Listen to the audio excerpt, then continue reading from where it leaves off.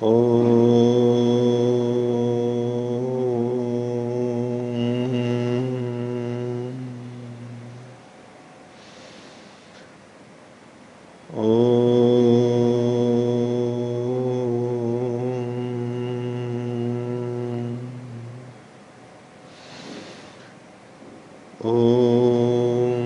सहनावतु सहनौ भुनक्तु सह वीर्यं करवावहै तेजस्विनावधीतमस्तु मा विद्विषावहै।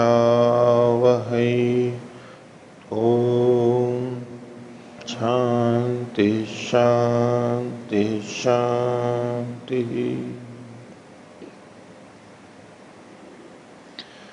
न्याय दर्शन की 88वीं कक्षा न्याय दर्शन के चौथे अध्याय का प्रथम आनेकम देख रहे हैं और इसमें विभिन्न सिद्धांतों, अलग अलग मान्यताओं का उल्लेख करते हुए और जो गलत है उनका खंडन किया गया और पूर्व पक्षी को अपनी बात रखने का हेतु देने का अवसर दे करके वो चर्चाएं की गई। विश्लेषण के रूप में क्या सही है क्या गलत है इसको भी बताने के लिए और कैसे ये तर्क वितर्क किए जाते हैं, कैसे निर्णय किया जाता है मूलतः उसको समझाने के लिए। तो पीछे हमने एक ने कहा कि सब अनित्य है, एक ने कहा कि सब नित्य है, तो इस प्रकार की चर्चा देखी। पिछले पाठ में से किन्हीं को कुछ पूछना है तो पूछ सकते हैं। हाँ। ओम पृष्ठ संख्या 492। हाँ। तीसरी पंक्ति में इदानीम उपजन निवृत्ति न इदानीम इति काल व्यवस्थानुपपद्यते और पांचवी पंक्ति में अनागतो अतीते इति च काल व्यवस्थानुपपत्ति। तो दोनों की काल व्यवस्था की जो अनुपपत्ति दिखा रहे हैं इसका भेद स्पष्ट हो नहीं पा रहा है। इसको संक्षेप से कहें तो जो पहले वाला है ऊपर वाला, यानी हमारे जो ये जो सिद्धांती अव्यवस्था बता रहा है भाष्य में, उसमें जो दूसरी अव्यवस्था है वो है काल की दृष्टि से अव्यवस्था। अभी मैं उसको वहां पंक्तियों से भी बताऊंगा, लेकिन पहले शीर्षक रूप में समझ लीजिए। दूसरा तो है काल की अव्यवस्था, काल की दृष्टि से अव्यवस्था। और जो पांचवा है नीचे वाला वो है काल की अव्यवस्था। एक है काल की दृष्टि से अव्यवस्था, अव्यवस्था किसी और में हो रही है लेकिन काल की दृष्टि से देखी जा रही है वो अव्यवस्था। एक है काल की अपने आप में अव्यवस्था हो रही है। ये दो दृष्टि से अंतर है। कैसे देखिए, तीसरी पंक्ति के प्रारंभ से लिखा है, ये 33वें सूत्र के भाष्य में, इदानीम उपजन निवृत्ति। इस इदानीम ये काल को बताने वाला है। इस समय उत्पत्ति और निवृत्ति है। उत्पत्ति निवृत्ति दोनों में से कोई सा भी एक ले सकते हैं। न इदानीम और इस समय नहीं है। जब हम कहें इस समय उत्पत्ति है, इस समय उत्पत्ति नहीं है, इस समय निवृत्ति है, इस समय निवृत्ति नहीं है, इति काल व्यवस्था, इस प्रकार की जो काल की व्यवस्था है उपजन और निवृत्ति के होने न होने में, अभी है और अभी नहीं है, ये जो कथन हो रहा है उपजन और निवृत्ति का, ये नोपपद्यते, ये उपपन्न नहीं होगी, उत्पन्न नहीं होती है। काल व्यवस्था उपपन्न नहीं होगी, सिद्ध नहीं हो पाएगी। क्यों? सर्वदा विद्यमानत्वात्, हमेशा विद्यमान रहने के कारण से। ये किस पक्ष में दोष दिखा रहे हैं? सर्वनित्यता के पक्ष में, कि सब चीजें नित्य हैं। यदि ये मान लिया जाए तो अब जो हम व्यवहार करते हैं ये उत्पन्न हुआ, इस समय ये उत्पन्न है और इस समय उत्पन्न नहीं है, इस समय नष्ट है, इस समय नष्ट नहीं है, ये जो हम व्यवहार करते हैं इसकी व्यवस्था नहीं हो पाएगी। फिर ये आप निर्धारण नहीं कर पाओगे। आप किसको कहोगे कि ये उत्पन्न है, इस समय ये उत्पन्न है, किसको कहोगे? किसको कहोगे? सबको कहना पड़ेगा। इस समय ये उत्पन्न नहीं है, ये किसको कहोगे? किसको कहोगे? किसी को नहीं कह पाओगे अगर सब कुछ नित्य है तो। इस समय ये उत्पन्न नहीं है, ये वाक्य बोल सकते हैं किसी के लिए? किस पक्ष में? जब सबको नित्य मान रहे हैं, सब नित्य है मतलब सब विद्यमान है अभी, उस पक्ष में ये कथन कैसे बनेगा कि ये उत्पन्न नहीं है और ये नष्ट नहीं है? तो वो तो कह सकते हैं क्योंकि सब नित्य ही है। तो दोनों तरह से कि उत्पन्न है और नहीं है। इस समय नष्ट हो गया है, इस समय नष्ट नहीं हुआ है। ये जो काल की दृष्टि से उपजन और नाश, निवृत्ति, उत्पत्ति और निवृत्ति का जो ये कथन है, ये नहीं हो पाएगा, इसकी व्यवस्था नहीं हो पाएगी। नहीं, वो तो सब एक ही जैसे हो जाएंगे। आप चाहे ये बोलो कि सब हैं, सब उत्पन्न है, तब भी वही अर्थ होगा, और यूं कहो कि सब नहीं है तब भी वही अर्थ होगा। उसका मतलब क्या निकलेगा? क्योंकि सभी नित्य हुए। तो इन शब्दों से जब हम अलग अलग बातों को कहते हैं और उससे व्यवस्था होती है कि ये उत्पन्न है और ये उत्पन्न नहीं है, ये निवृत्त हो गया, ये निवृत्त नहीं हो गया, इसमें हमारी व्यवस्था होती है कि ये ही उत्पन्न हुआ है, ये उत्पन्न नहीं हुआ है, ये एक व्यवस्था, नियम बनता है। और जिस पक्ष में सब नित्य है तो ये व्यवस्था ही कहाँ बनेगी? आप बोलते रहो, बोलते तो हैं हम इन शब्दों को, उसका तो अपलाप कर नहीं सकते, खंडन कर नहीं सकते, लेकिन उसकी आप व्यवस्था नहीं कर सकते, दिखा नहीं सकते कि अच्छा ये उत्पन्न हो गए और ये उत्पन्न नहीं हुए, ये निवृत्त हो गए, ये निवृत्त नहीं हो गए। ये व्यवस्था आप व्यवहार में भेद करके दिखा नहीं सकते यदि आप सबको नित्य मानोगे। तो इसमें क्या किया इन्होंने? काल की दृष्टि से अव्यवस्था कही है उत्पत्ति और विनाश की। अब चौथा देखिए, पांचवा देखिए, अनागतो अतीत इति च काल व्यवस्था अनुपपत्ति। इसमें काल की ही व्यवस्था नहीं हो पाएगी। हम किसी के लिए कहेंगे कि भूतकाल है, हालांकि यहां भी वस्तु को, धर्म को मान करके ही कहेंगे कि अतीत है और ये अनागत है, धर्म को कह के ही कहेंगे, क्योंकि अकेला काल अपने आप में तो नहीं होगा ना। पर यहां अभी उस वस्तु को या धर्म के होने ना होने को नहीं कह रहे हैं। उनके लिए जो हम अतीत इस शब्द का प्रयोग करते हैं, अनागत शब्द का प्रयोग करते हैं, ये प्रयोग नहीं कर पाएंगे। काल का, कालवाची शब्द का प्रयोग व्यवस्थित नहीं होगा, संगत नहीं होगा। हम किसको कहेंगे कि ये अतीत था, अतीत है, किसको कहेंगे कि अनागत है? जब सब नित्य हैं तो सब वर्तमान है, विद्यमान है। किसी को हम अतीत कह ही नहीं सकते, किसी को हम अनागत कह ही नहीं सकते, सब तो है पहले से। तो ये जो अतीत और अनागत शब्द का प्रयोग है काल का, कालवाची शब्दों का, बोलते तो हैं हम, उसका खंडन कर नहीं सकते, लेकिन बोलते हैं उसकी व्यवस्था नहीं हो पाएगी कि आप किसको अतीत कह रहे हो और किसको अनागत कह रहे हो। अतीत और अनागत किसको कहोगे? दो शब्द अलग अलग हैं तो अलग अलग अर्थ आना चाहिए। जबकि सब नित्य हैं तो आप कहो कि अतीत हैं तब भी नित्य है, नित्यता को ही कह रहे हैं। अनागत कहोगे तब भी नित्यता को कहोगे, वर्तमान है तो भी नित्यता को ही कहोगे, कहोगे तो नित्यता को ही। उसमें अंतर कहाँ आएगा? तो शब्दों के भेद से अर्थ का भेद, ये जो व्यवस्था होनी चाहिए काल की, वो नहीं हो पाएगी। तो जो पांचवा है वो काल की दृष्टि की, काल को मुख्य मान करके अव्यवस्था कही गई है, और दूसरे वाले में काल की दृष्टि से उत्पत्ति और निवृत्ति में अव्यवस्था कही गई है।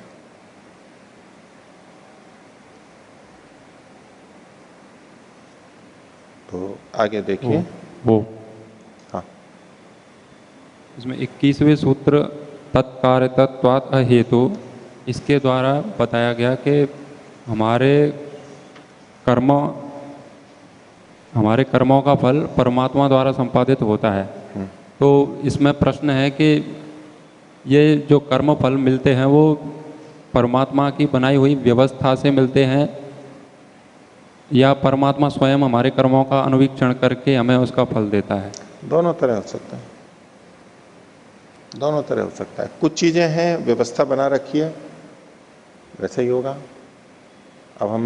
अब उसको आप फल के रूप में कहें या परिणाम के रूप में कहें, ठीक है। कुछ चीजें बस सामान्य रूप से बोल रहा हूं अभी, नहीं तो कर्म का फल, परिणाम और प्रभाव अलग अलग भी देखते हैं।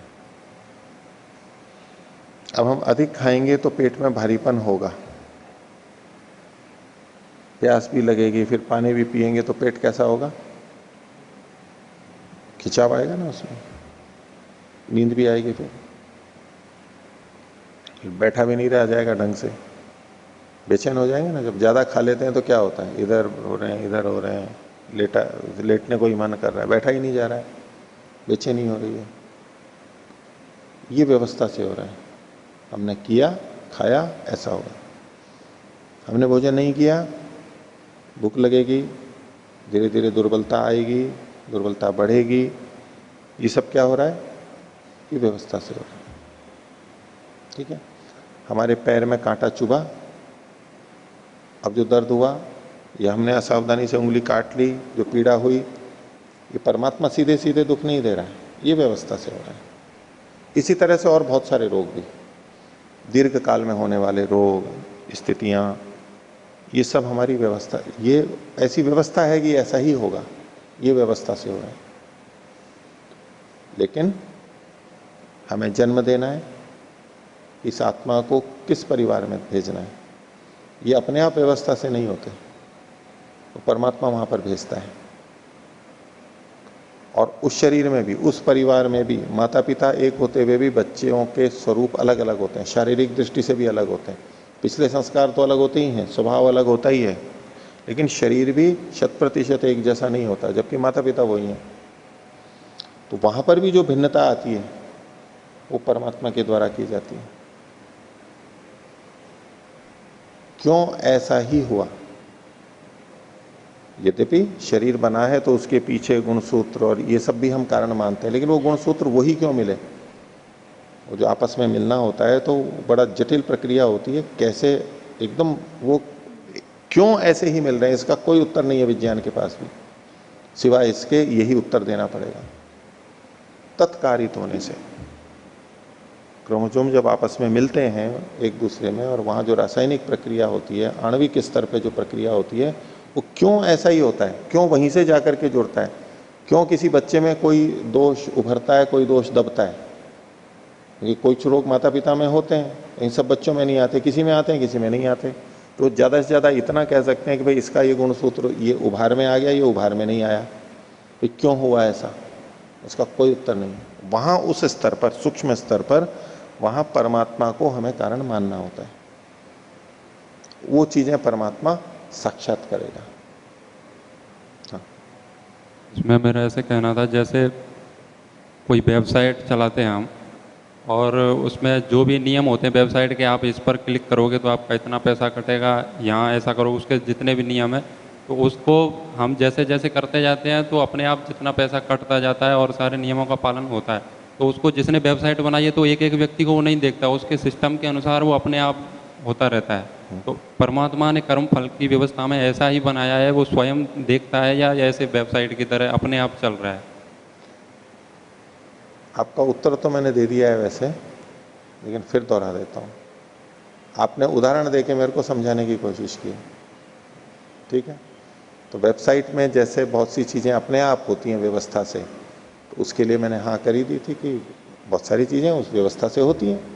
परमात्मा ने व्यवस्था बना रखी है, व्यवस्था होती है। जैसे मैंने शरीर के बारे में बता दिया, हम अविवेक करेंगे, राग द्वेष करेंगे, क्रोध करेंगे, शांत रहेंगे, सहयोग करेंगे, तो इससे जो हमारे अंदर सुख दुख की स्थिति बनती है, शांति या अशांति की स्थिति बनती है, ये स्वाभाविक है, व्यवस्था से हो रहा है। बहुत सारी चीजें व्यवस्था से हो रही हैं, तो वो है, उसका माना नहीं है।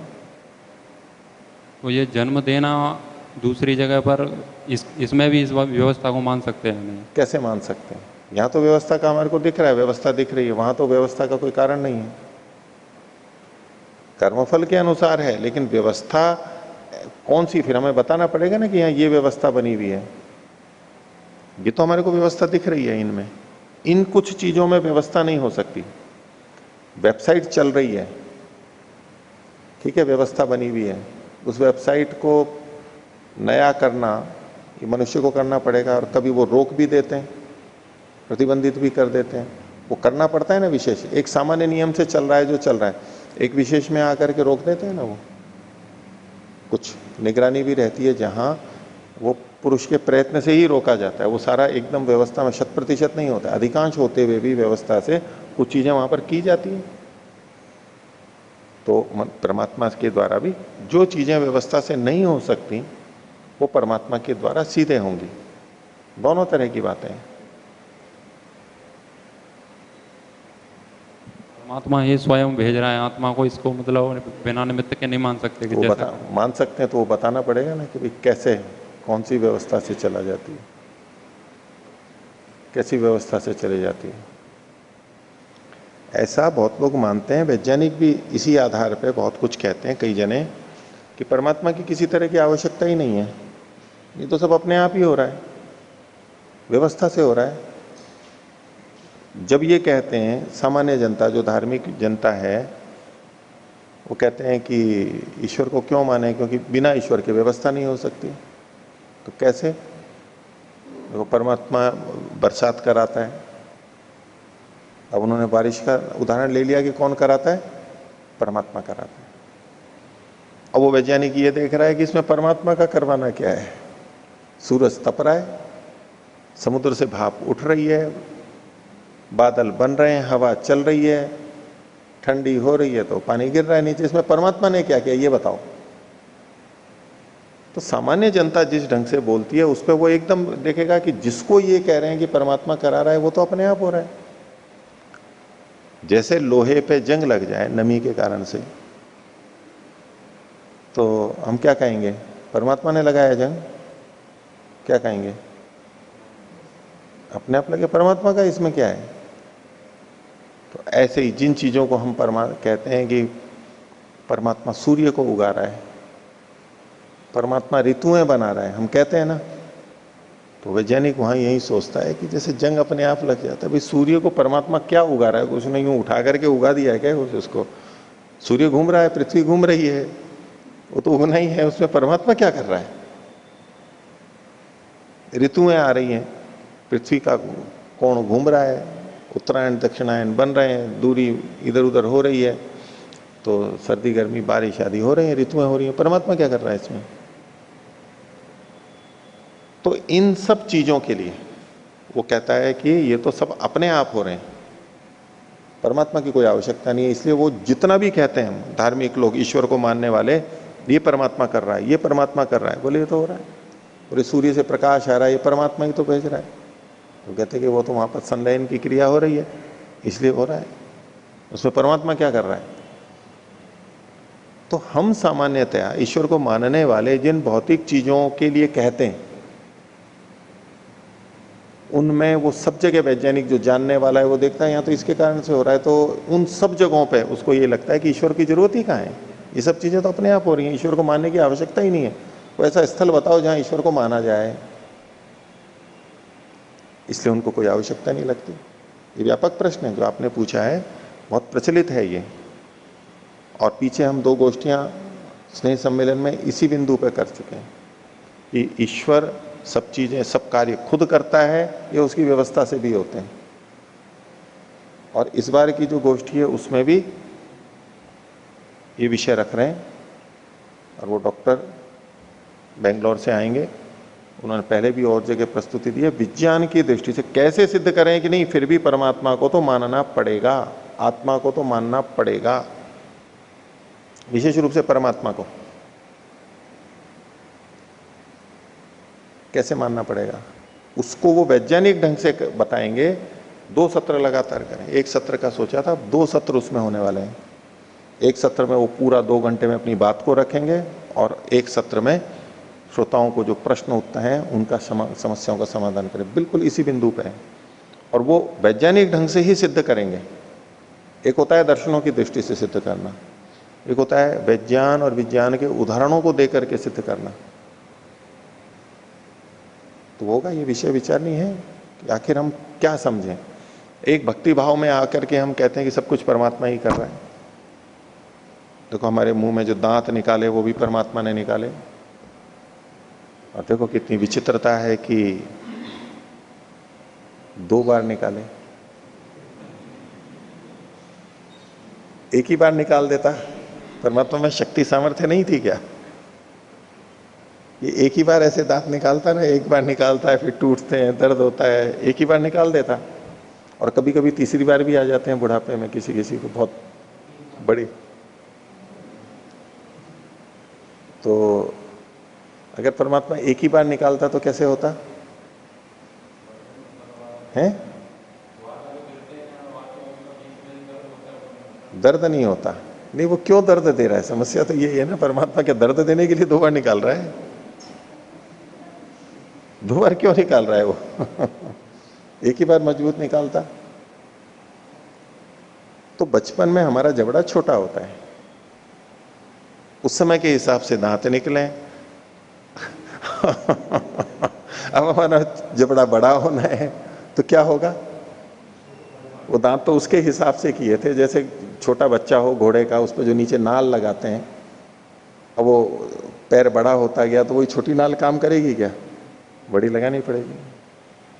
तो दूसरा जब वयस्क हो जाता है उसमें धीरे धीरे आते हैं, और एक साथ नहीं आते हैं, धीरे धीरे आते हैं, और वो बिल्कुल सट करके आते हैं, नहीं तो बहुत चीजें फंसती रहेंगी हमारी दांतों के बीच में। एक व्यवस्था है। तो हम कहते हैं कि देखो ईश्वर की व्यवस्था है, नहीं तो छीदे हो जाते हैं। और कहें कि भाई तो फिर ठीक है, पूरे वयस्क होने पे ही दांत लाते तो बच्चे क्या खाते हैं फिर ढंग से?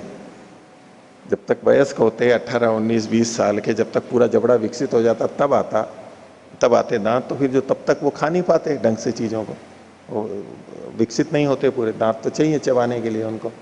तो हम कहते हैं ये ईश्वर की व्यवस्था है। देखो देखो कितनी विचित्रता है, हम तो कर नहीं सकते, ये ईश्वर कर रहा है। अब वो क्या देखते हैं, बोले ये तो आपके जीन में है, सारा गुणसूत्रों में है, उसके अनुसार ही कब दांत आने, कैसे बाल आने, कहाँ किसके कैसे आने, कौन कितना लंबा होना है, ये सब आपके पहले से जीन में घुसा हुआ है। उसके अनुसार से एक प्रोग्राम वहां डला हुआ है, उसके अनुसार से हो रहा है। अब इसमें परमात्मा क्या कर रहा है? वो इसी घटना को इस रूप में कहते हैं कि फिर परमात्मा की आवश्यकता ही नहीं है। आप तो इसको, इसके लिए आप अगर परमात्मा को मान रहे हो तो ये तो प्रकृति में अपने आप हो रहा है, व्यवस्था से हो रहा है। तो इसलिए कई बार वो कहते हैं कि परमात्मा कर रहा है या प्रकृति कर रही है, यूं कह लो आप। जिसको प्रकृति कह रहे हैं वैज्ञानिक, उसी को धार्मिक लोग परमात्मा कह रहे हैं, ऐसा कहने लग जाते हैं। फिर भाई चीज वही है, आप नाम बदल दिया ईश्वर का। लेकिन नहीं, इसलिए हमें ये निर्णय करना बहुत आवश्यक है विवेक से, भाई ये चीज जो हो रही है ये परमात्मा साक्षात कर रहा है या परंपरा से हो रहा है, उसकी व्यवस्था से हो रहा है। जब तक हम ये निर्धारण नहीं करेंगे ना, तब तक वैज्ञानिकों को सही उत्तर दे ही नहीं सकते। ये हमें व्यवस्थित करना पड़ेगा, ये परमात्मा साक्षात कर रहा है और ये स्वाभाविक उसकी व्यवस्था से हो रहा है। अगर हम भ्रांति से, व्यवस्था से जो चीजें हो रही हैं ये कहेंगे, तो वैज्ञानिक कभी नहीं मानेगा। वो कहेगा नहीं ये तो ऐसे हो रहा है। आप उसको सामने ईश्वर को सिद्ध नहीं कर सकते, उल्टा ईश्वर खंडित होगा। वो कहेंगे ऐसे तो कोई ईश्वर की आवश्यकता नहीं, आपने सोच लिया है कि भाई वो ईश्वर होता है। ईश्वर क्या है? ये तो व्यवस्था से हो रहा है। ठीक है, तो ऐसे ही बहुत सारी चीजें। हृदय चल रहा है, कौन? बोले परमात्मा हृदय धड़का रहा है हमारे अंदर। सांस कौन चला रहा है? परमात्मा चला रहा है। देखो हम सो जाते हैं तो भी, कोई कहे हम जगते हुए हम देख रहे हैं, भाई हमारे को तो ध्यान ही नहीं रहता, सांस चलती रहती है। और चलो सो गए तब कहां से सांस चलती है, हम तो कर ले नहीं रहे। तो देखो परमात्मा करा रहा है। और उसके लिए वो उत्तर दे देंगे नहीं ये तो व्यवस्था है अंदर शरीर में, तंत्रिका तंत्र है, मस्तिष्क है, ऐसा ऐसा होता है इसलिए ऐसा होता है, वो ईश्वर को हटा देंगे। तो हमें अतिरेक में जाकर के हर चीज ईश्वर पे, कि हर चीज ईश्वर साक्षात कर रहा है, इससे कुछ भला नहीं होने वाला। ईश्वर का भी भला नहीं होगा, हमारा भी भला नहीं होगा, और वैज्ञानिकों का भी भला नहीं होगा। हम जो चाहते हैं कि भाई वैज्ञानिक भी ईश्वर को माने, आस्तिक बने, तो हमारे को ईश्वर की व्याख्या को युक्ति संगत बताना ही पड़ेगा, तत्व के अनुसार बताना ही पड़ेगा, नहीं तो खंडित होगा। आप कितना ही बोलते रहिए उनको, कभी ईश्वर को नहीं मानेंगे। वो कहेंगे तो व्यवस्था से हो रहा है। वो देखेंगे इनको तो भ्रांति से बोल रहे हैं ये कि ईश्वर कर रहा है, उनको पता ही नहीं है कि कैसे हो रहा है। हमारी बात पे विश्वास ही नहीं करेंगे। इसलिए ये विवेक बहुत आवश्यक है कि क्या चीज साक्षात हो रही है और क्या चीज परमात्मा की व्यवस्था साक्षात कर रहा है वो, और कौन सी व्यवस्था से हो रही है।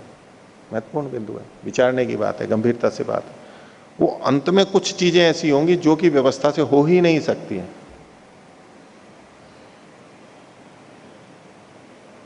ठीक है, ये घड़ी चल रही है, कैसे चल रही है? व्यवस्था से। व्यवस्था से हम तो चला नहीं रहे ना। ठीक है, और ये तो चलो बिजली से चल रही है अभी, और बिजली पीछे से चली जाए या तो सेल वाली हो तो यद्यपि अपनी व्यवस्था से चले, लेकिन सेल को लगाना और निकालना ये भी व्यवस्था से मान सकते हो? मान सकते हो? क्यों? जब सारा दिन भर चल रही है, 24 घंटे, मिनट, घंटे, और वो सब चीजें दिखा रही हैं, सब व्यवस्था से हो रहा है, तो सेल का लगना निकलना भी तो अव्यवस्था से हो सकता है। बोले नहीं, ये तो नहीं हो सकता, ये तो प्रयत्न से ही होगा, ये तो स्वयं होगा, ये व्यवस्था नहीं, ये साक्षात है। अच्छा, ये बिजली वाली चल रही है घड़ी, इसमें तो सेल भी लगाने निकालने की आवश्यकता नहीं है, फिर तो ये व्यवस्था से चल रही है ना। अच्छा, इसमें बिजली आ रही है, वो कैसे आ रही है? व्यवस्था से आ रही है या हम डाल रहे हैं? मनुष्य की व्यवस्था से आ रही है या मनुष्य डाल रहा है इसमें बिजली को? व्यवस्था से आ रही है। कहां से आ रही है? पीछे जहां से बन रही है पावर हाउस और होते हुए, जहां बन रही है वो व्यवस्था से बन रही है या साक्षात मनुष्य बना रहा है? साक्षात बना रहा है, वो भी व्यवस्था से चल रही है। टरबाइन चल रहे हैं, घूम रहे हैं, चाहे पानी से चल रहे हैं, चाहे हवा से चल रहे हैं, चाहे डीजल से, किसी से भी चल रहे हैं, घूम रहे हैं, व्यवस्था से चल रहे हैं। अब वहां पर जो सारी की सारी चीजें हैं उसको भी आप व्यवस्था से ही कहोगे, उसको कब चलाना और कब बंद करना, ये भी व्यवस्था से हो रहा है अपने आप ही, या मनुष्य भी करता है? वहां पर करता है ना। शुरुआत मनुष्य ने की, प्रयत्न से की, व्यवस्था बन गई, और उसके बाद भी कभी उसको रोकता है, कभी चलाता है। ये सब चीजें वहां पर जुड़ी हुई है ना, कुछ ना कुछ अंत में आपको मानना पड़ेगा है या नहीं, ये व्यवस्था से नहीं हो रहा है, ये तो साक्षात हो रहा है। अगर सब व्यवस्था से हो रहा होता तो वहां एक भी व्यक्ति की आवश्यकता नहीं होती ना, देखभाल करने वाले की भी आवश्यकता नहीं थी, बस एक बार व्यवस्था बना दी, छोड़ दिया बस। लेकिन मनुष्यों की आवश्यकता पड़ती है, उसमें खराबी आती है, उसको ठीक करते हैं, वो प्रयत्न से होता है या वो भी व्यवस्था से ठीक हो जाता है? मनुष्य की व्यवस्था, बात को समझो, वहां जो पावर हाउस जहां बिजली बन रही है वहां मनुष्य की व्यवस्था है, तो मनुष्य ने व्यवस्था कर दी, अब मनुष्य की क्या आवश्यकता है? वहां पर मनुष्य की व्यवस्था से चल रही है, तो वहां मनुष्य की कोई आवश्यकता नहीं है ना। रखते हैं लेकिन मनुष्यों को क्यों? जब व्यवस्था कर दी है तो व्यवस्था करने पे तो उसकी आवश्यकता नहीं रहती है, लेकिन फिर भी आवश्यकता पड़ती है, वहां पर टूट फूट होती है, ये होता है, वो होता है, कुछ ना कुछ तो करना पड़ता है ना। और उस व्यवस्था को बनाए रखने के लिए कुछ ना कुछ करना होता है, आवश्यकता होती है। बिजली आ रही है, कर रही है, बीच में तार कट गया, फिर क्या करोगे? तार टूट गया, फिर क्या करोगे? बोले व्यवस्था से है, व्यवस्था तो छिन्न भिन्न भी हो जाती है। उस व्यवस्था को बनाए रखना, कहीं जहां आवश्यकता है वहां बनाए रखना, वहां फिर से साक्षात प्रयत्न की आवश्यकता पड़ेगी ना। ऐसे ही बहुत हद तक ये परमात्मा की व्यवस्था से ही हो रहा है। व्यवस्था बना दी, उसको सबको सब कुछ स्वयं करने की जरूरत नहीं है, हर समय हर चीज स्वयं करने की आवश्यकता नहीं है उसको। भले ही सर्वशक्तिमान होने से वो कर सकता है, लेकिन आवश्यकता ही नहीं है उसको। पर कहीं कहीं उसमें विशेष प्रयत्न की आवश्यकता होती है, साक्षात भी वो करता है। हमारे शरीर की स्थिति में आप अचानक बहुत सी चीजें, कुछ तो हमारे अंदर होता रहता है, हमें पता नहीं, इसलिए हम कह देते हैं कि अचानक हो गया। होता तो धीरे धीरे, लेकिन बहुत सारी चीजें ऐसी होती है कि वो एकदम से अचानक हो जाती हैं। ये कैसे हो गई अचानक से? वो स्वभाव सामान्यतया वो होती नहीं है, हो नहीं सकती है, लेकिन अचानक कैसे हो गया? वो अचानक होने में दो बातें हैं, एक तो हमें पता ही नहीं है, अंदर चल रही थी इसलिए हम कह रहे हैं कि अचानक हो गया, लेकिन चल रही थी। लेकिन कुछ स्थितियों हम फिर भी कह सकते हैं कि ये अंदर भी नहीं चल रही थी, कुछ भी नहीं था, फिर भी हो गया ये अचानक। उन स्थितियों में हमें परमात्मा को साक्षात उसके द्वारा किया गया हस्तक्षेप मानना होता है। इसमें आत्मा को एक शरीर से दूसरे शरीर में भेजना, किस परिवार में जा रहा है, कहाँ जन्म देना, पशु का, पक्षी का इत्यादि, ये सब अपने आप नहीं हो सकता है। कोई चीज अपने आप नहीं मिलेगी वहां पर, ये परमात्मा की व्यवस्था से। ठीक है, तो आगे का देखते हैं। पृष्ठ संख्या 493। तो एक और पक्ष एकांत रखा गया, अयम अन्य एकांत, ये एक और पक्ष है। 34वां सूत्र है, सर्वम पृथक, सब कुछ अलग अलग है।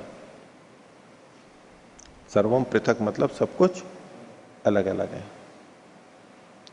अलग अलग से मतलब कुछ भी एक नहीं है। जब हम किसी चीज को कह देते हैं कि ये एक है, इसको अवयव और अवयवी के संदर्भ में देखना।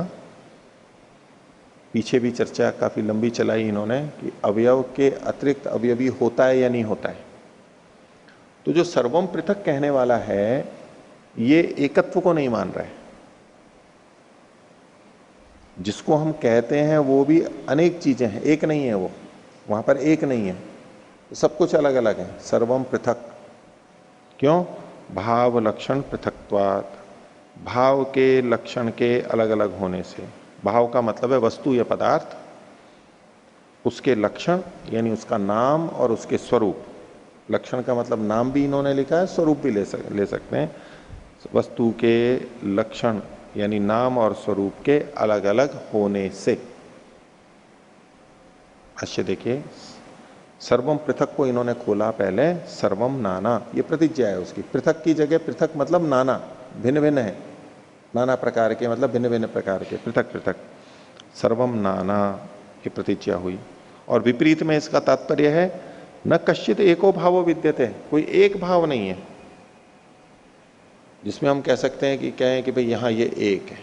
जो अवयवी की दृष्टि से हम एकत्व देख लेते हैं, बोले वो ऐसा कुछ एक नहीं है। न कश्चित एको भावो विद्यते, बोले कस्मात, हेतु क्या है? तो भाव लक्षण पृथक्त्वात्, सूत्र का ही अंश लिखा इन्होंने, आगे खोल रहे हैं। भाव लक्षण को खोला, भावस्य लक्षणम। भाव लक्षण मतलब भाव का लक्षण। अभी लक्षण का क्या मतलब है? तो लक्षण को आगे खोला, अभिधानम। अभिधान कहते हैं नाम को, पहचान को। लक्षण पहचान और नाम, नाम क्या? तो लक्षण को कहा अभिधानम। बोले अभिधान क्या है? तो उसको खोल रहे हैं, ये न लक्ष्यते भाव, जिससे भाव को लक्षित किया जा रहा है। भाव सत्ता पदार्थ को लक्षित इंगित किया जा रहा है, पहचाना जा रहा है, ये वो चीज है। स वह, वो कौन है? समाख्या शब्द, उनका जो संज्ञा शब्द है, नाम शब्द है वो। तो भाव का लक्षण जिससे लक्षित किया जाता है, अभिधान यानी समाख्या, नाम शब्द है वो अलग अलग होने से। तस्य पृथक विषयत्वात्, उसके भिन्न भिन्न विषय वाला होने से। पृथक का मतलब है नाना विषयत्वात्। ये जो समाख्या शब्द है, कोई भी नाम शब्द है, उसके भिन्न भिन्न विषयों वाला होने से। एक नाम से एक ही चीज नहीं पता लगती है। एक कथन करने से उसमें बहुत सारी चीजों का कथन किया जाता है, इसलिए कह रहे हैं कि उसके पृथक विषय वाला होने से। एक नाम है तो उसका एक ही विषय मानेंगे, तब तो सब एकत्व भी वहां पर मानना पड़ेगा। लेकिन ये क्या कह रहा है? किसी नाम से जब हम जो चीज को कहते हैं वहां बहुत सारी चीजें होती है, एक नहीं होता है। खोल रहे हैं इसको आगे, सर्वो भाव समाख्या शब्द है समूहवाची अल्प विराम, कि जितने भी भाव के समाख्या शब्द हैं, भाव को कहने वाले नामवाची शब्द हैं, वो समूहवाची हैं, समूह को कहते हैं, एक को नहीं कहते। कैसे? उसके उदाहरण देते हैं। कुंभ इति संज्ञा शब्द, जैसे कुंभ यानी घड़ा, ये एक संज्ञा शब्द है, समाख्या शब्द है। ये अभिधान है एक, किसका? बोले गंध रस रूप स्पर्श समूह है, किसी ऐसी चीज का जिसमें गंध भी है, जिसमें रस है, जिसमें रूप है, जिसमें स्पर्श है, इन सब का एक समूह है। क्योंकि घड़े में गंध भी होती है, रस भी होता है, रूप भी होता है, स्पर्श भी होता है, उसका एक समूह है। और बुध्न पार्श्व ग्रीवादि समूहे च वर्तते। बुध्न कहते हैं तले के भाग को, पार्श्व कहते हैं बगल के भाग को, और ग्रीवा का मतलब है गर्दन का ऊपर का भाग, घड़े की जो गर्दन होती है ऊपर का भाग गोल। इन अनेकों का समूह को घड़ा कहते हैं। तो घड़ा एक शब्द है, उससे किसी एक चीज को नहीं कहा जा रहा है, अनेकों को कहा जा रहा है। एक चीज क्या हो सकती थी? अवयवी एक हो सकता था, जिसको कहते हैं भाई घड़ा एक अवयवी है। ऐसा कहते तब तो किसी नामवाची से एक का कथन हो जाता। तो वो ये कहते हैं कि सर्वम पृथक, ये जो हम नाम शब्द से जिसको लक्षित करते हैं वो एक होता ही नहीं है, वो तो अनेक चीजें होती हैं, इसलिए एक कुछ नहीं है, अलग अलग हैं सब। तो बुध्न पार्श्व ग्रीवादि समूहे च वर्तते। आगे कहा निर्देश मात्रम चेदम इति, ये हमने केवल निर्देश मात्र किया है। यूं मत समझना कि हमारे पास एक ही उदाहरण है, ये तो नमूना पेश किया है हमने। कितने उदाहरण दे सकता है पूर्व पक्षी इसके समझाने के लिए? कितना प्रबल पक्ष है इसका। अपनी बात को समझाने के लिए जिसके पास जितने अधिक उदाहरण हो उसका पक्ष उतना प्रबल माना जाएगा ना। कितने उदाहरण दे सकता है पूर्व पक्षी? कितने उदाहरण दे सकता है? असंख्य दे सकते हैं। इतना प्रबल पक्ष है। बोलो मैं बहुत दे सकता हूं, ये तो निर्देश मात्र है, केवल संकेत मात्र है, इसी से समझे, आप समझ जाएंगे, आप बुद्धिमान हैं।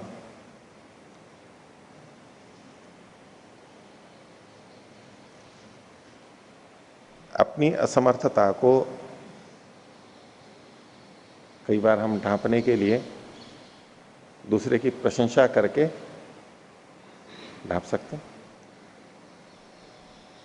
ठीक है, हम किसी विषय को समझा नहीं पा रहे तो उपाय क्या है? नहीं तो लोग पूछेंगे, बोले नहीं आप तो बहुत बुद्धिमान हो, आप तो जल्दी समझ जाओगे, आप तो खूब अच्छा समझते हैं, आप तो करते हैं, और कह करके और अपनी बात आगे चल दी।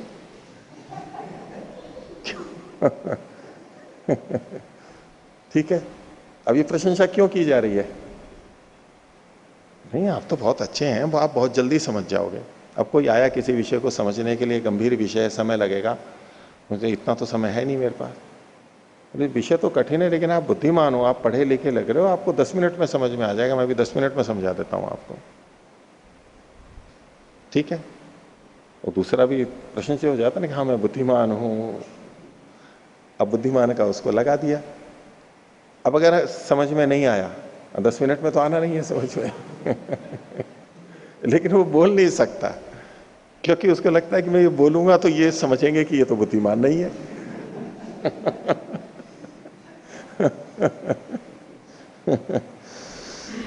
तो वो अपने उसको बचाए रखने के लिए, उसको ये नहीं पता लगता कि ये सामने वाला भी जानता है कि आप भी नहीं समझ सकते, लेकिन ये तो किसी अन्य प्रयोजन से कह रहा है कि आप तो बुद्धिमान हो, 10 मिनट में समझ जाओगे। अब वो सोच लेता है कि वास्तव में मेरे को बुद्धिमान समझने, शायद मैं अच्छा दिख रहा हूं मैं बुद्धिमान दिख रहा हूं, और वो कहता है कि हाँ। अब वो चुपचाप रह जाता है। अब फिर थोड़ा सा तो लगता है नहीं बस हाँ जी वैसे तो अधिकांश समझ गया, बस मैं थोड़ा सा ये और बता दो। अब इतना तो हो नहीं सकता। कोई कोई निर्लज्ज होता है जो जिसको अपने यश की चिंता नहीं होती वो कहेगा ये माने या ना माने मेरे को बुद्धिमान, वो कहेगा मेरे को तो समझ में नहीं आया। तो कई बार दूसरे को शांत करने के लिए प्रशंसा भी एक उपाय होता है, उसको पहले से ही प्रशंसित कर देते हैं। और कई बार ये होता है कि अपने को जो कुछ कहना है, हमें पता है कि हम बोलेंगे इस पे ये आपत्ति कर सकता है, इस समूह में, गोष्ठी में ये व्यक्ति बैठे हैं जो इस विषय पे आपत्ति कर सकते हैं। तो बोलने के पहले ही शुरुआत क्या करते हैं, और या बीच बीच में भी उनकी प्रशंसा शुरू से करते हैं पूर्व वक्ता की, और उसकी जो अच्छी बात होगी उन्होंने बहुत अच्छे ढंग से बताया, बहुत अच्छी बात कही, मैं इसका समर्थन करता हूँ, ये सब करके। तो जैसे हम कुछ खिला के मुंह बंद करते हैं ना किसी का तो ये भी खिलाया जाता है, यश, लोकेशना, प्रसन्नता खिला करके। अब वो सोचेगा कि इसने तो मेरे को ये खिला दिया। अब जिसको खिला दिया वो बोल नहीं सकता है ना, जिसको खिला के मुंह बंद कर दिया वो कहाँ से बोलेगा? कोई कोई बोलेगा, अधिकांश तो चुप ही रहेंगे। तो पहले से खिला देते हैं। उसके लिए कई बार बोलने के बाद भी बहुत सारी निंदा होती है, तो बहुत अच्छा संबोधन, एक एक को विशेषण बना बना के, जो मंचस्थ या विद्वान है बहुत अच्छी तरह से उनकी प्रशंसा कर दो। तो क्या हो गया, अब शांत कर दिया उनको। और अगर हमने नहीं बोला तो वहां पर थोड़ी सी शांति नहीं रहेगी, हलचल रहेगी। वो देखते रहेंगे कि कहाँ क्या गलत बोले, और फिर वो बोलेगा उसके विपरीत। और अपने को अपनी मंच पे अपनी प्रशंसा करानी है तो बाकी सबकी प्रशंसा करनी पड़ती है ना, मंच वालों की खूब प्रशंसा करेंगे, फिर वो भी आएंगे, तब वो क्या करेंगे? तो अगर प्रशंसा चाहिए तो प्रशंसा करो, सरल सा उपाय है। तो कई तरह से मूवमेंट किया जाता है, कवि लोग भी करते हैं, इसीलिए तो करते हैं। कवियों को मैंने कईयों को देखा, तो जिस शहर में होते हैं ना, बोले उदयपुर शहर के जैसे श्रोता मैंने कभी नहीं देखे, ऐसे बोलते हैं वो। इतने प्रबुद्ध श्रोता मेरे को नहीं मिले। तो जो उछल रहे होते हैं ना, बातचीत वगैरह हो रही होती है ना, वो शांत हो जाती है उसी समय। वो थोड़े से हम जाना, अच्छा हमारी, अच्छा हम अच्छे हैं कुछ, वो अच्छे हो जाते हैं। दहाड़ निकलती है तो हर शहर की दहाड़ सबसे ऊंची निकलती है, दहाड़ निकलती है ना, सिंहनाद करते हैं, नारे लगते हैं, बोले इस शहर के नारे सबसे ज्यादा गए और यहां से गूंजेंगे तो पूरे विश्व में जाएंगे, वो हर शहर में बोलेंगे, इस सभा में भी बोलेंगे, उस सभा में भी बोलेंगे, ये ऐसे दहाड़ेंगे कि इनकी आवाज पूरे विश्व में जाएगी। बहुत ऊंची दहाड़, उत्साहित करने के लिए होता है, वो उसके अनुसार करते हैं। तो खैर चलो, तो ये कहते हैं ये निर्देश मात्र है, मैंने एक चीज किया आप समझ जाओगे। लेकिन सिद्धांति ऐसा नहीं है। कुछ लोग होते हैं ना, खा करके भी मुंह बंद नहीं रखते कुछ लोग कहते हैं कि भाई ये शासक हैं, रिश्वत लेते हैं। बोले जी रिश्वत तो सभी लेते हैं, लेकिन ये रिश्वत लेके भी काम नहीं करते, ये बुरे व्यक्ति हैं। जो रिश्वत लेके काम करते हैं वो तो अच्छे व्यक्ति हैं। तो जिसको खिलाओ हम और वो चुप रह जाए तो वो अच्छा व्यक्ति है, और खिलाओ और वो फिर भी बोल दे, मुंह बंद नहीं हो उसका, तो बोले ये वश में नहीं आ रहा है। तो सिद्धांति तो वश में आने वाला नहीं हो तो खंडन नहीं करना है। 35वां सूत्र देखिए, न अनेक लक्षण ही एक भाव निष्पत्ते।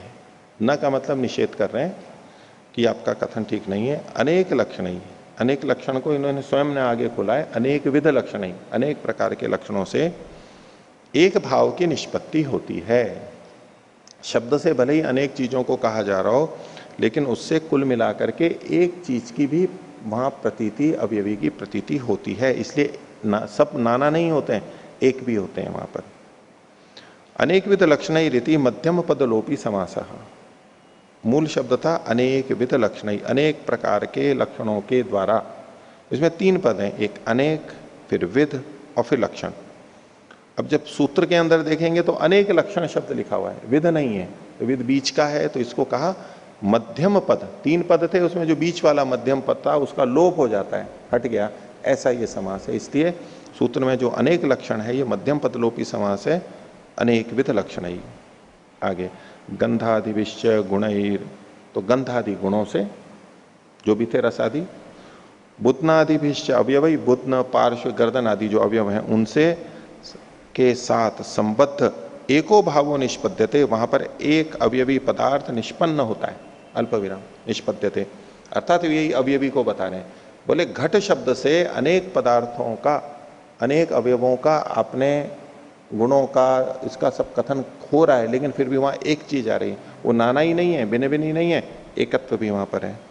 एको भावो विद्यते, गुण व्यतिरिक्तम च द्रव्यम अवयवातिरिक्तश्च अवयवी। उदाहरण के लिए बता रहे कौन अलग है, तो बोले गुण व्यतिरिक्तम च द्रव्यम, गुणों से अतिरिक्त एक द्रव्य भी वहां पर है। ये जो गुण है, रूप रस गंध स्पर्श आदि जो बोल रहे हैं आप, ये किसके हैं? घट के हैं ये। तो एक द्रव्य, गुणों से अतिरिक्त एक द्रव्य वहां पर है। और अवयवातिरिक्तश्च अवयवी, और अवयवों से अतिरिक्त आप अवयव देखें नीचे के, जैसे निचला भाग, पार्श्व का, गर्दन, या तो परमाणु के स्तर पर, मिट्टी के कण के स्तर पर भी जाएं तो ये जो अवयव हैं इनसे भिन्न एक अवयवी भी वहां पर है, यानी एकत्व फिर भी वहां विद्यमान है। विभक्त न्यायम चैतत उभयमिति, तो इनका, इन दोनों का विभक्त लक्षण वाले हैं ये दोनों ही, यानी गुण गुणी के आश्रित रहता है, अवयव अवयवी में रहता है। तो अवयव और अवयवी इनका जो पार्थक्य है ये एकदम सिद्ध है। इसलिए आप ये नहीं कह सकते कि समाख्या से जब भी हम किसी का कथन करेंगे तो अनेकों का ही कथन करते हैं, एक का कथन नहीं करते, एक वहां पर होता है। आगे अथापि, अगर पूर्व पक्षी कहे और सिद्धांति इसका और उत्तर दे रहा है, 36वां सूत्र है, लक्षण व्यवस्थानाद एव अप्रतिषेध। पूर्व पक्षी ने हेतु दिया था भाव लक्षण पृथक्त्वात्, भाव के लक्षण, भाव का जो लक्षण है उसके पृथक, नाम के पृथक पृथक होने से। अब सिद्धांति उसी लक्षण को, यानी नाम को लेकर के उसकी व्यवस्था दिखा करके एकत्व को सिद्ध कर रहा है। लक्षण व्यवस्थानादेव, लक्षणों के यानी नाम की व्यवस्था से, सद्भाव होने से ही अप्रतिषेधा, आप जिस चीज का हमारा खंडन कर रहे हो वो खंडन नहीं हो पाएगा, वो अप्रतिषेध है, एकत्व का प्रतिषेध नहीं होगा। कैसे? भाव भाष्य में बता रहे हैं, न कश्चित एको भाव इति अयुक्तः प्रतिषेधः। न कश्चित एको भाव, कोई भी एक भाव नहीं है, ये पूर्व पक्षी ने जो कहा था, अवयवी रूप एक भाव नहीं है, इति अयुक्त प्रतिषेध है। आपका ये जो खंडन था वो गलत है, अयुक्त है। अकस्मात लक्षण व्यवस्था ना देव, लक्षण की व्यवस्था से ही। आप भी लक्षण के आधार पर बोल रहे थे, मैं भी लक्षण के आधार पर ही कह रहा हूं। कैसे?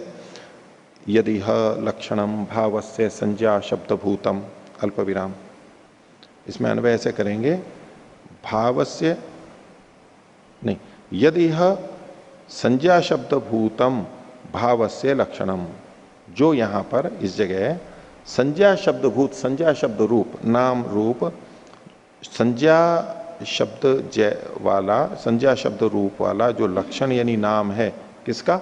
भाव, भाव से लक्षण, भाव का जो नाम है, जो यहां पर संज्ञा शब्द रूप भाव का नाम है, जो भी यहां पर नाम लिया जा रहा है, तो नाम लिया जा रहा है तो वो संज्ञा रूप है, वो लक्षण रूप है, वो भाव का है। तद एकस्मिन व्यवस्थितम, वो संज्ञा शब्द एक में ही व्यवस्थित है। संज्ञा शब्द अनेकों में व्यवस्थित नहीं है, अनेकों के लिए नहीं, एक के लिए ही कहा जा रहा है। तदिदम तद एकस्मिन व्यवस्थितम अल्प विराम। कैसे एक में व्यवस्थित है? तो उसके लिए आगे कह रहे हैं, यम कुंभम अद्राक्षम तम स्पृशामी, जिस कुंभ को मैंने देखा था उसी कुंभ को मैं छू रहा हूं। यमैव अस्प्राक्षम तम पश्यामी थी, जिसको मैंने छुआ था उसी को छू रहा हूं। या एक वचन का प्रयोग हो रहा है, यम यम तम, यम और तम। तो घट का प्रयोग करते हुए किसी एक को कहा जा रहा है, अनेकों को नहीं कहा जा रहा है। यहां पर एकत्व वहां पर है। आगे, न अणुसमूहो गृह्यते इति अणुसमूहे च अगृह्यमाणे यद गृह्यते तदेकम एव इति। तो और साथ में कह रहे हैं कि ये जो घट बना है उसके आप अवयव मानोगे, भेद मानोगे, नाना मानोगे, तो यहाँ पर अणुओं का समूह मानना पड़ेगा। लेकिन बोले ये अणुओं का समूह तो गृहीत नहीं होता है, क्योंकि वहां हमारे को वो अणुओं का समूह के रूप में नहीं दिखाई दे रहा होता है। जैसे गेहूं का ढेर हो और हम उसको देखेंगे तो वहां गेहूं के ढेर के रूप में दिखाई देगा। आटे का ढेर हो तो आटे का ढेर के रूप में दिखाई देगा, लेकिन उस आटे की रोटी बना दी गई, अब वो रोटी आटे के ढेर के रूप में या कण के अवयव के रूप में दिखाई नहीं देगी, वहां एक अवयव ही दिखाई देगा हमारे को, एक रोटी दिखाई देगी। तो अणु का समूह तो गृहित नहीं होता है, इसलिए अणु समूह चूंकि गृहित नहीं हो रहा है, तो जो गृहित हो रहा है, गृहित क्या हो रहा है, वो एक ही होता है, घट एक ही होता है। आगे, अथापि एतत् अनुक्तम नास्ति एको भावो यस्मात् समुदायः। और ये जो आपने कहा था पीछे 34वें सूत्र वाला ही बात है, वाली ही बात है, किसको विपरीत अल्पविराम में लीजिए, नास्ति एको भावो यस्मात् समुदाय। एक भाव नहीं है, यस्मात् क्योंकि समुदाय है वहां पर, चूंकि समुदाय है इसलिए एक भाव नहीं है, यानी अवयव है इसलिए अवयवी नहीं है, ये तात्पर्य है। नास्ति एको भावो यस्मात् समुदाय, ये पूर्व पक्षी का है, तो इसका उत्तर सिद्धांत दे रहा है, एकानुपपत्तेर नास्ति एव समूह। एक के अनुपपत्ति होने पर तो अगर एक भी सिद्ध नहीं हो रहा है आपके अनुसार, पूर्व पक्षी चूंकि एक को नहीं मान रहा है, तो बोले उस स्थिति में जब आप एक को नहीं मानोगे तो एक अनुपपत्ति है, एक की असिद्धि होने पर तो नास्ति एव समूह, फिर तो समूह की भी सिद्धि नहीं हो सकती। समूह को तो वो मान रहा था और एक को मना कर रहा था, तो सिद्धांत कह रहा है यदि आप एक को नहीं मानोगे तो समूह की भी सिद्धि नहीं होगी। ये वार्तिक का भाग हो गया, इसको खोल रहे हैं आगे। नास्ति एको भावो यस्मात् समूहे भाव शब्द प्रयोग। एक कोई भाव नहीं है क्योंकि समूह में ही भाव शब्द का प्रयोग होता है, ये पूर्व पक्षी की बात हुई। एकस्य च अनुपपत्ते है समूहो नोपपत्यते, ये सिद्धांति बोल रहा है एक के असिद्ध होने पर तो समूह भी सिद्ध नहीं होगा, समूहो नोपपत्यते अल्प विराम। कैसे, उसको आगे बता रहे हैं। एक समुच्चयो ही समूह इति व्याहतत्वात् अनुपपन्नम। एक समूह, एक समुच्चय मतलब एक साथ साथ होना, इसको समूह किसको कहते हैं? हम कहेंगे कि ये समूह है। समूह किसको कहते हैं? एक समुच्चय ही तो होगा, एक जगह आकर के मिल गया तभी तो कहोगे आप ये एक समूह है। तो एक समुच्चयो ही समूह, और ये जो है व्याह तत्वात् अनुपपन्नम, ये परस्पर विपरीत कथन है, इसलिए ये सिद्ध नहीं है। आपके आज जो ये कथन है, ये एक समूह है, ये समूह है, तो उसमें एक को तो आप मान करके चल रहे हो, इसलिए एक तो है, अनेक ही है ऐसा नहीं है, एक भी है वहां पर। तो आपका जो कथन है वो परस्पर विरुद्ध होने से सिद्ध नहीं होता है, अनुपपन्न है। खोल रहे हैं उसको आगे, नास्ति एको भाव इति। जब आप ये कहते हो, इसको विपरीत अल्पविराम में लीजिए, नास्ति एको भाव, बोले एक भाव नहीं है, ऐसा जब कहते हो तो यस्य प्रतिषेध प्रतिज्ञायते, जिसका आप प्रतिषेध कर रहे हो, नास्ति एको भाव, एक नहीं है, तो आप खंडन किसका कर रहे हो? एक का खंडन कर रहे हो। तो यस्य प्रतिषेध प्रतिज्ञायते, जिसका प्रतिषेध करने की आप प्रतिज्ञा कर रहे हो, जो आपकी प्रतिज्ञा में है नास्ति एको भाव, उसी का आप, तो यस्य प्रतिषेध प्रतिज्ञायते, यहाँ अल्प विराम लीजिए, फिर उसके बाद में विपरीत अल्प विराम शुरू कीजिए, समूहे भाव शब्द प्रयोगात, अब बंद कर लीजिए यहाँ पर। तो जिसका आप प्रतिषेध प्रतिज्ञा कर रहे थे, और किस हेतु को बोलते हुए?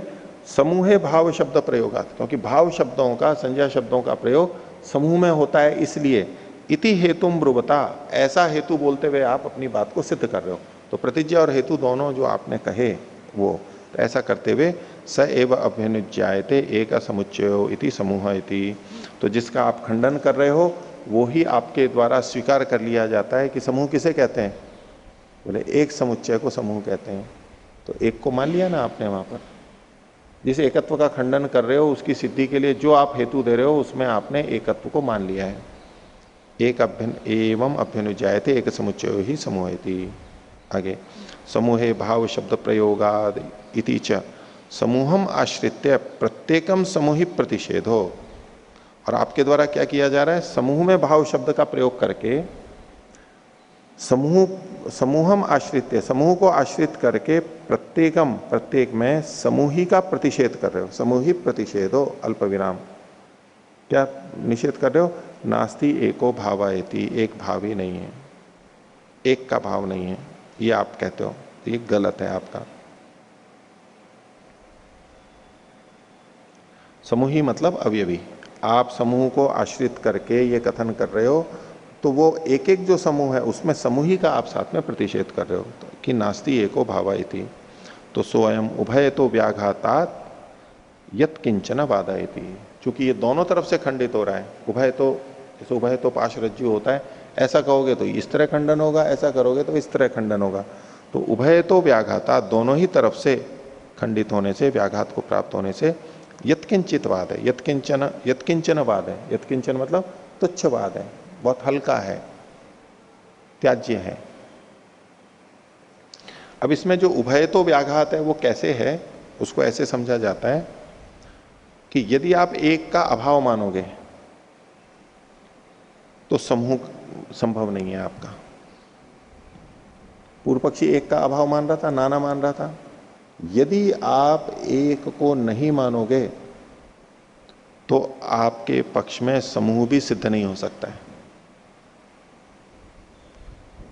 जब आप समूह कह रहे हो तो क्या कहोगे? ये एक समूह है, ये एक समूह है, ये शरीर को एक समूह मान रहे हैं, ये एक समूह है, ये एक समूह है, ये अलग अलग शरीर, अलग अलग समूह है। तो यदि आप एक को नहीं मानोगे, वास्तव में आप एक को नहीं मानोगे, तो आप समूह शब्द का भी प्रयोग नहीं कर सकते। और यदि आप कहते हो कि समूह है,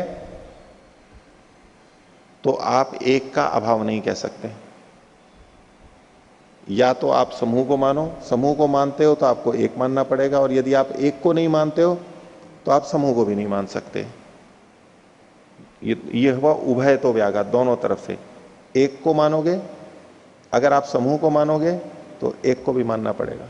यदि आप एक को नहीं मानते हो तो समूह भी आप नहीं मान सकते, दोनों तरह से खंडित होगा। हाँ, यहाँ जो दूसरी पंक्ति में आया समूहम आश्रित्य प्रत्येकम समूही प्रतिषेधो, हाँ, या समूही से अवयवी लेंगे या अवयव लेंगे? अवयवी। ये समूही प्रतिषेध है, इसको एक कर लीजिए, मिला इसको लीजिए। अवयवी लेने पर प्रत्येकम अवयवी प्रतिषेधो ऐसा कैसे बन सकता है? अवयवी तो एक ही है, प्रत्येकम शब्द कैसे आएगा वहां?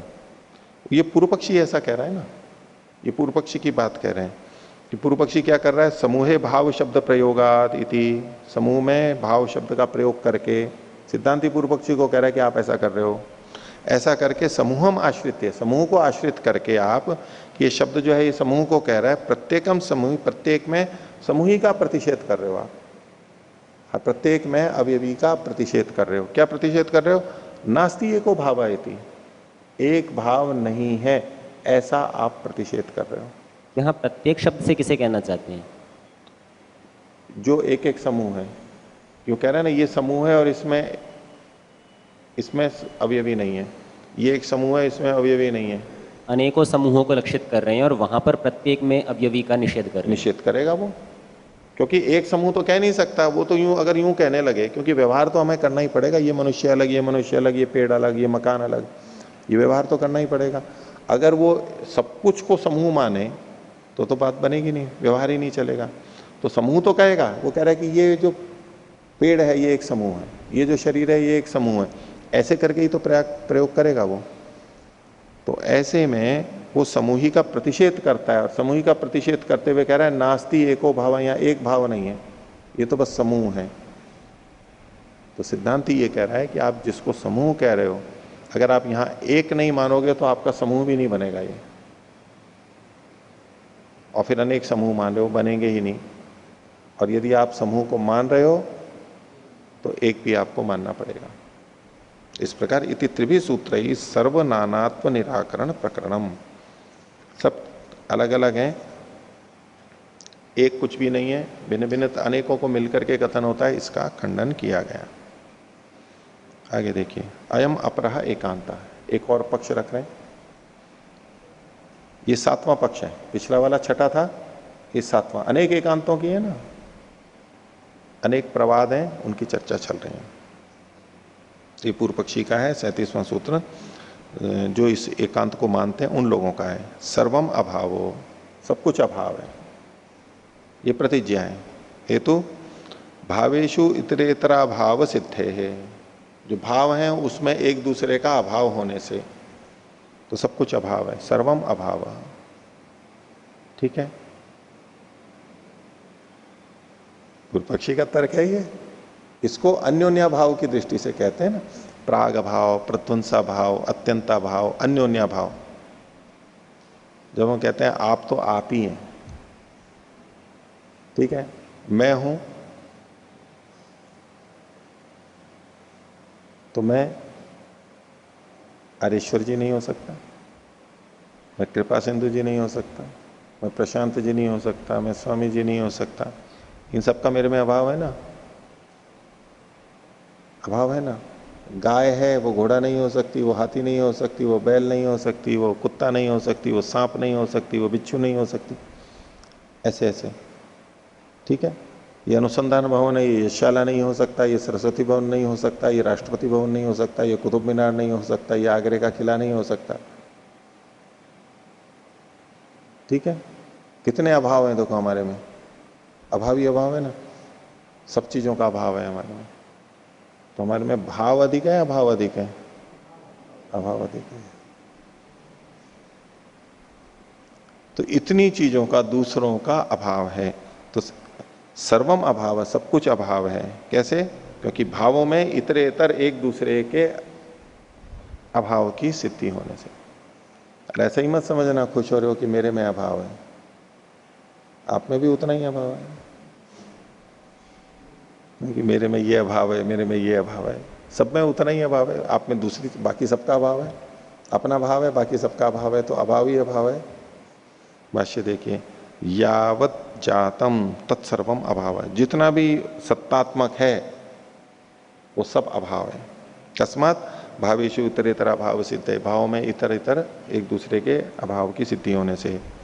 उदाहरण देके बता रहे हैं, असन गौ अश्वात्मना, गाय जो है वो अश्व के रूप में न होती हुई, गौ अश्वात्मना असन, गाय अश्व के रूप में असन न होती हुई, अनश्वो गौ, तो गाय कैसी है? अनश्व गौ है, अल्प विराम, एक उदाहरण हुआ। तो गाय कैसी है? अनश्व है। उलट के कहने, असन अश्वो गवात्मना, अश्व जो है वो गाय के रूप में न होता हुआ, अगौर अश्व, वो अगौर अश्व है। अश्व है लेकिन कैसा है? अगौ अश्व है, गाय से रहित अश्व है। इति असत प्रत्यय से प्रतिषेधस्य च भाव शब्देन समानाधिकरण्या। तो यहां पर जो दो शब्द हुए, जैसे अनश्वो गौ, अगौरश्व, ये जो है असत प्रत्यय के प्रतिषेध का भाव शब्द से समानाधिकरण है। असत का जो ज्ञान है, जो असत प्रत्यय से यानी प्रतिषेध का, जैसे कि अनश्व और अगौ, ये जो शब्द हैं ये प्रतिषेध वाले हैं, असत प्रत्यय वाले हैं, इनका भाव शब्द से समानाधिकरण्य है। जब हम कहेंगे अनश्वो गौ, तो अनश्व और गौ इनमें परस्पर समानाधिकरण्य है, एक ही की बात है, एक ही के लिए कहा जा रहा है, अलग अलग थोड़ा ना कहा जा रहा है। इसी तरह से अनश्वो गौ या अगौरश्व ऐसा कहेंगे, तो यहां पर समानाधिकरण्य होने से सब कुछ अभाव है, सब कुछ में अभाव है, अभाव ही अभाव है। तो इसका उत्तर सिद्धांति दे रहा है, प्रतिज्ञा वाक्य, ये जो आपका प्रतिज्ञा वाक्य है, प्रतिज्ञा वाक्य क्या है? सर्वम अभावः, ये आपका प्रतिज्ञा वाक्य, बस, बाकी तो हेतु है अगला। तो प्रतिज्ञा वाक्य पदयोः अल्प विराम, प्रतिज्ञा वाक्य में जो दो पद हैं, सर्वम और अभाव, इन पदों में एक बात, और प्रतिज्ञा हेतुश्च, और प्रतिज्ञा और हेतु में, प्रतिज्ञा क्या है? सर्वम अभाव, और हेतु क्या है? भावेशु इतरेतरा भाव सिद्धे, ये हेतु है। तो प्रतिज्ञा और हेतु में तो दो दो समूह बना लिए, प्रतिज्ञा के दो पदों में और प्रतिज्ञा और हेतु इन दो में। व्याघातात, व्याघात होने से, परस्पर विरोध आने से आपका कथन अयुक्त है, ठीक नहीं है, इसी में विरोध आ रहा है आपके। कैसे उसको बता रहे हैं? तो बोले सर्व किसे कहते हैं? सर्व शब्द का मतलब क्या है? पहले तो ये देखो, क्या ना, सर्वम अभाव, सब कुछ अभाव है। देखो प्रतिज्ञा में भी दोष कैसे होता है।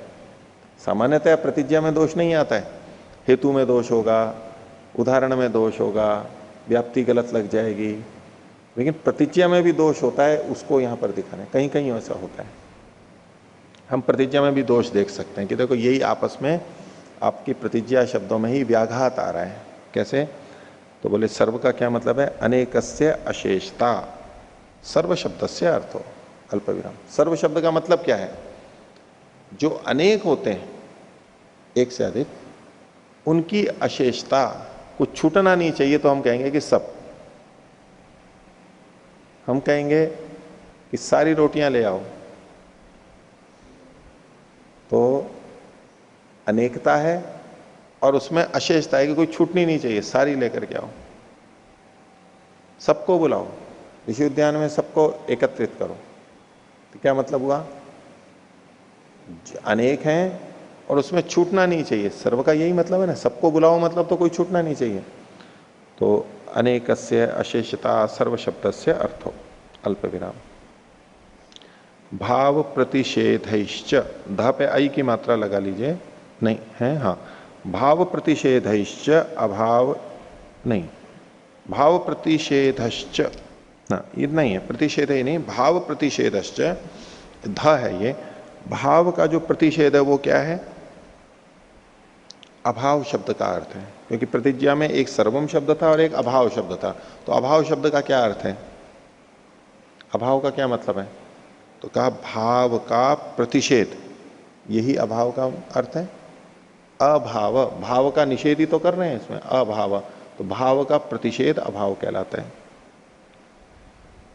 तो पूर्वम सोपाख्यम, उत्तरम निरूपाख्यम, ये जो दो शब्द हैं सर्वम और अभाव, इसमें पहला वाला यानी सर्व शब्द, ये क्या है? सोपाख्य है। सोपाख्य का मतलब है इसको कहा जा सकता है, निर्वक्तुम योग्यम, कहा जा सकता है। क्या? सदिति, ये विद्यमान है। उत्तरम निरूपाख्यम, जो बाद वाला है, उसमें असदिति ये कहा जाएगा, उसको कह नहीं सकते हम। यानी पहले वाला सोपाक्य है, मतलब सत्तात्मक है, सकारात्मक है, और दूसरा वाला निरूपाक्य है, यानी असत्तात्मक है। सर्वम अनित, सर्वम अभावो, तो सर्वम शब्द है ये सत्तात्मक कथन है, और अभाव है ये असत्तात्मक कथन है, अभावात्मक कथन है। तो पूर्वम सोपाख्यम, उत्तरम निरूपाख्यम, इस विषय उसको समझा करके अब दोष दिखा रहे हैं। तत्र समुपाख्यायमानम कथम निरूपाख्यम अभाव स्यादिति। तो जो समुपाख्य मान है, जिसको आपने सत्तात्मक रूप से माना है सर्वम, वो निरूपाख्य मतलब अभाव। निरूपाख्यम उसी को खोल दिया, अभाव कथम स्यात्, वो अभाव कैसे हो सकता है? क्या कि ये जो सब दिखाई दे रहा है ना, ये सब अभाव है। तो ये जो सब दिखाई दे रहा है, ये आप सत्तात्मक रूप से ही तो बोल रहे हो। बोले ये जो सब है ना, ये सब नहीं है। भाई है भी बोल रहे हो और नहीं भी बोल रहे हो, ऐसा कैसे होगा? नहीं है तो यही बोलो ना, कि फिर कह ही नहीं सकते आप कि कौन नहीं है। नहीं है तो नहीं है बस। अब ये जो कह रहे हो, ये जो सारा है ये अभाव है, तो ये सारा क्या है? ये तो सत्तात्मक कथन हो गया, और उसी का अभाव कह रहे हो तो परस्पर विरुद्ध कथन हो गया, व्याघात हो गया। तो कथम निरूपाख्यम अभाव स्यादिति न जातु अभावो निरूपाख्यो अनेकतया अशेषतया शक्य प्रतिज्ञातुमिति। दूसरे ढंग से कह रहे हैं कि अच्छा, अगर आप इनको अभाव कह भी रहे हो, ये अभाव है, तो न जातु मतलब कभी भी ऐसा नहीं हो सकता कि जो अभाव है, जो कि निरूपाख्य है, वो अनेकता और अशेषता के रूप में कथन किया जा सके। कुछ भी नहीं है, अभाव है, तो उसमें अनेकता और अशेषता, ये दो चीजें नहीं ला जा सकती। जब भी हम अनेकता और अशेषता का प्रयोग करेंगे, वो सत्तात्मक में ही करेंगे, अभावात्मक में कभी भी नहीं करते हैं, कभी भी नहीं करते हैं। तो सर्व शब्द का आप प्रयोग कर रहे हो, वैसे तो अभाव मान रहे हो, तो अभाव अगर ये है तो उल्टे ढंग से कह रहे हैं, अगर ये सब कुछ अभाव है तो आप सर्व शब्द का प्रयोग नहीं कर सकते, क्योंकि सर्व का मतलब होता है अनेकता और अशेषता। तो जो अभाव है उसमें आप अनेकता नहीं ला सकते और अशेषता का भी कथन नहीं कर सकते, इसलिए बनेगी नहीं बात। अगर वो कहे सर्वम एतत् अभाव इति चेत, अगर पूर्व पक्षी कहे कि ये सब अभाव है, इसका मेरा क्या मतलब है? यदिदम सर्वम इति मन्य से, कि आप जो इन सबको मान रहे हो, मैं नहीं कह रहा हूं, उत्तर दे सकता है ना। उसने कहा कि भाई ये तो आप मान ही रहे हो। बोले नहीं, मैं अपने ढंग से नहीं कह रहा हूं, आप जो इन सबको अनेक मान रहे हो ये अभाव है। ये तो मैं आपके मत से बोल रहा हूं, मैं थोड़ा ना कह रहा हूं कि ये सब विद्यमान है। ऐसा अगर उत्तर दे तो यदिदम सर्वम इति मन्य से, मतलब भगवान मन्य से, तद अभाव, जिसको आप सत्तात्मक मानते हो उसको मैं कह रहा हूं कि यह अभाव है। एवं चेत, अगर ऐसा कहो तो भी अन्यवृत्तो व्याघात, अल्प विराम, ये जो आपके कथन में व्याघात है, विरोध है, वो फिर भी नहीं हटेगा। विरोध तो फिर भी रहेगा।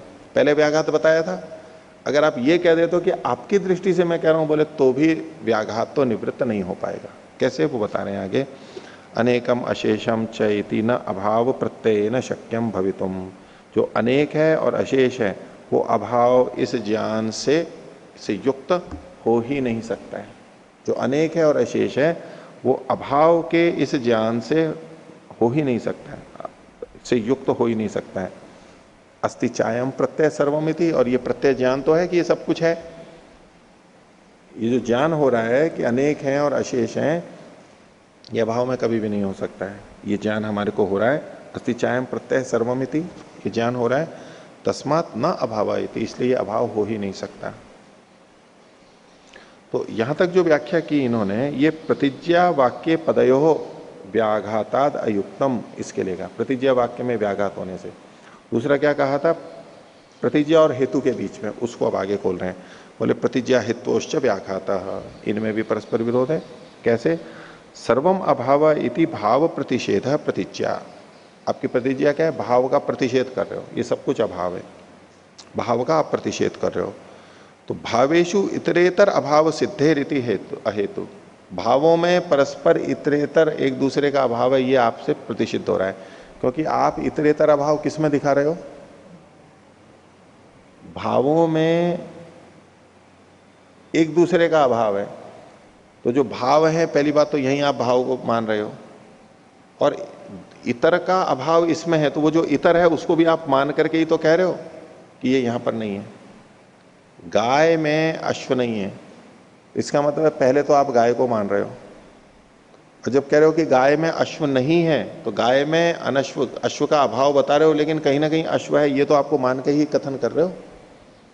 तो भावों में इतरेतर अभाव की सिद्धि जो आप बता रहे हो, ये आपकी प्रतिज्ञा से गलत है। आपने कहा था सर्वम अभाव है, सब कुछ अभाव है।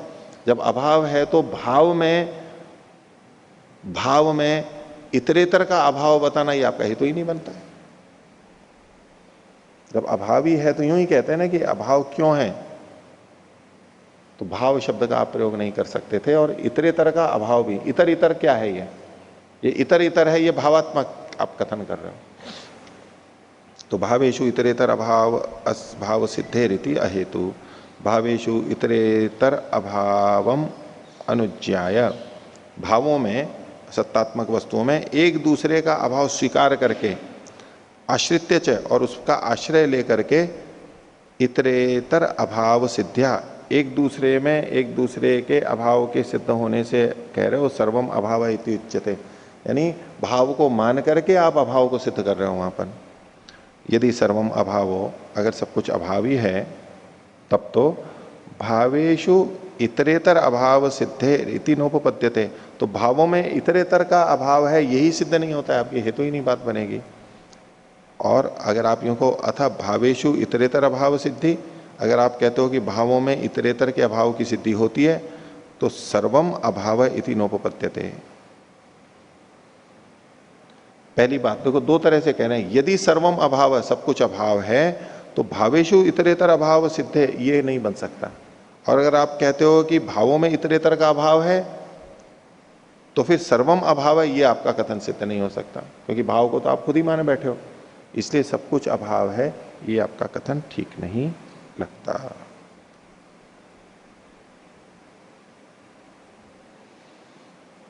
तो अभी आज का इतना ही रखते हैं पाठ, आगे इसी को और देखेंगे।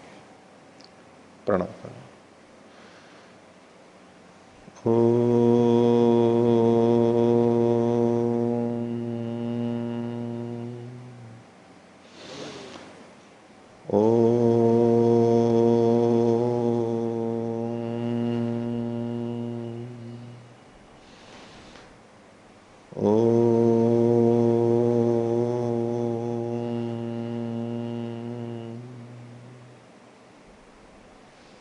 सभी को सादर अभिवादन। ओम